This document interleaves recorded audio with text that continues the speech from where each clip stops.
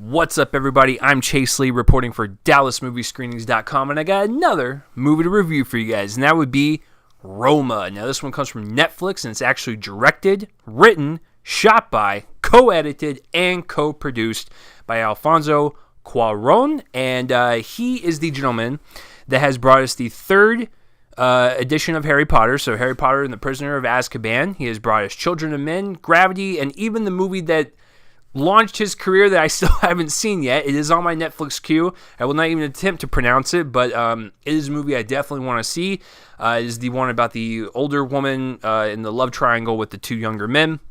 I definitely want to see it, but I think that's the only major one I have not seen from him. But I'm a huge fan of this guy's work. I think Children of Men is one of the best films in the 2000s. I think Gravity is a visual spectacle, and even Harry Potter and the Prisoner of Azkaban is amongst, Harry Potter fans, one of the favorites. So, there's a lot going into this movie just on that level because I'm a fan of Alfonso's work. But also, when I saw the trailer to this movie, I was completely blown away by the beautiful visual tapestry that just immediately sucks you in. It makes you go, this could be a classic down the line. This just reeks of a classic. Not because it's in black and white, but it looks like just such rich filmmaking that this is going to be something special. And so, going into this movie, I had a lot of high expectations. And I'm glad to report that Roma is not only one of my favorite films of the year, it is on a directorial level and a cinematography level, absolute perfection. So, let's break this thing down. So this movie is about a middle-class family, in particular Cleo, who is the caretaker of this middle-class family.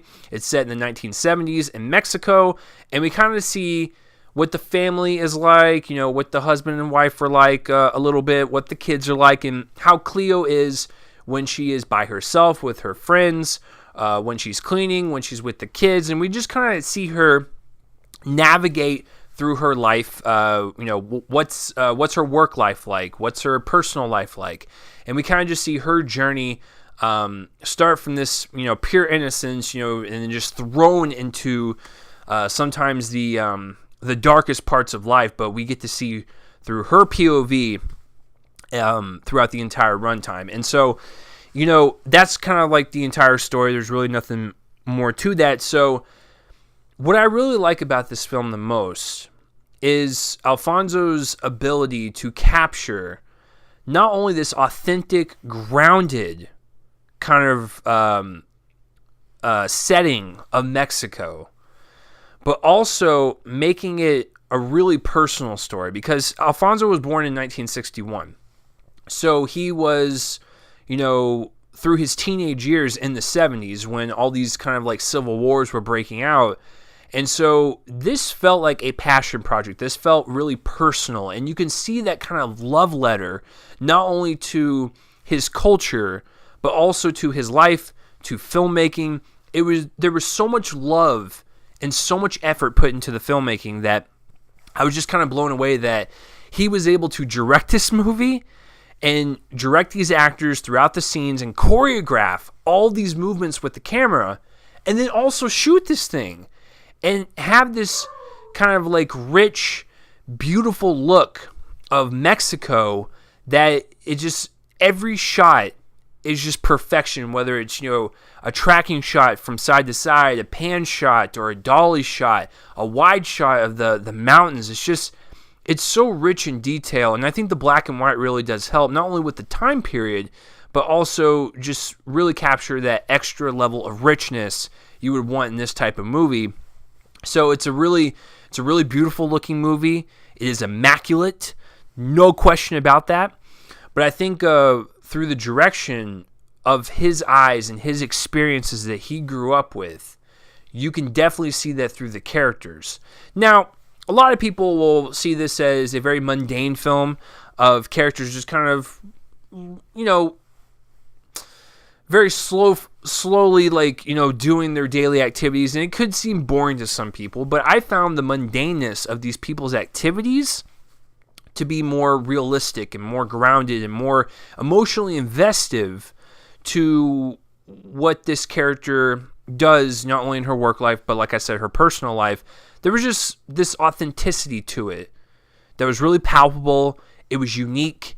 It was, strange sometimes. It was dark sometimes. But I was along through this ride, and to see what she was going through as a character, and the things that happened to her. I don't want to reveal anything because it's a plot that I did not really see coming until it just kept going. I'm just like, man, this is just getting crazy. But I think with him actually growing up in this environment and in this time period, we get to see a little bit of him placed into these characters, and that once again just adds to the authenticity of it. And I was really just compelled by what Cleo was doing, and where she was going, all the fears that she had, and her asking for help and stuff. It just really kind of really maturing really fast in this 2-hour runtime, which, like I said, could seem boring to some people, but I found it to just be the simplicity and the beauty of life. Life in movies is very polished. This is not. It shows some of the more boring parts, but in a very kind of beautiful fashion with the cinematography. And then it, kind of takes us into these weird turns, and life is throwing curveballs at this character. And we're like, this is how life is. We can't plan for this stuff. It just happens. So even amongst the chaos and the violence in this movie, there is still some just beauty to behold. And I think that's what Alfonso was trying to go for, was to just show life in its rawest, simplest form. And I could not be more blown away by this movie. The music, fantastic, adds just a very kind of classical feel to it, and I really enjoyed it quite a bit. The acting all around, fantastic. There's a lot of newcomers that I've never even heard of, a lot of first-time acting roles, and once again, knocking out of the park. I believe Cleo, first-time acting, and she, fantastic job. Very subtle acting. This is not like, over the top, like people giving speeches or people yelling at each other all the time. It's very subtle acting where, Alfonso tells them, just act the way you would in real life. And that kind of, shows on screen. No one's really acting in a caricature. No one's really acting outrageous. It's just a very, very subtle performance from everybody.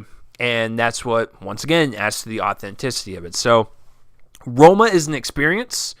I think you will be blown away by the visual storytelling, as well as the emotional storytelling, not only from the director's relatability to the subject matter, but also carrying it over into just relatability in general for people that are in middle-class families, or people that grew up in this time period, or people that are, just working to make a living. I think everyone can find something within themselves in this movie. And I really appreciate the passion and the love that Alfonso poured into this movie and brought to us. One of my favorites of the year. I'm going to give Roma a solid A. Now, a lot of people are saying, oh, you should watch this on the big screen. Don't watch it on Netflix. I'm not going to sit here and tell you that you have to see this on the big screen. I liked it on the big screen, probably more if I would have watched it on my television. I just want this movie to be seen in general. So if you do have Netflix, and you want to watch this, or you're curious about it, or if it's playing in a theater near you, go watch it. I don't care what format you watch it in. It's just something you need to watch. The slow pace, like I said, may not be for everybody, but I found it to be simple, but also complex in its technical side and its emotional side, and it worked for me. So, theater, television, Netflix, however you watch this, give it a shot. I think you'll be pleasantly surprised. So what did you guys think of Roma, or have you even heard of it? Comment that placeless rebel on my face to let me know. And that will do it for this review, guys. I'm Chase Lee, reporting for DallasMovieScreenings.com, and tune in next time for whatever I review next. I will see you guys later.